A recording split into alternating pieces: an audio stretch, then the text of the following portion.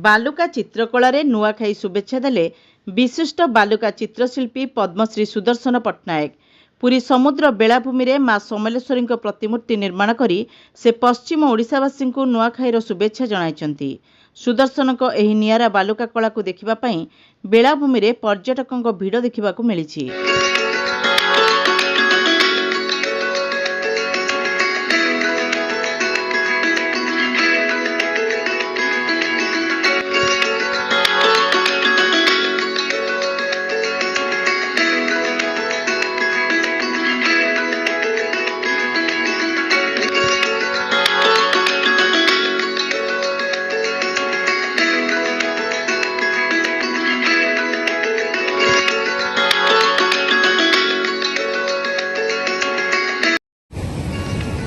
पश्चिम ओडिशार गणपर्व नुआखाई अवसर में आमे आमर बालुका चित्रकला निर्माण करछु एवं यही पवित्र दिन उपलक्षे आमे आम बालुका चित्रकला माध्यम रे समस्त को नुआखाईर जुहार जनाऊँ। जय मां समलेई।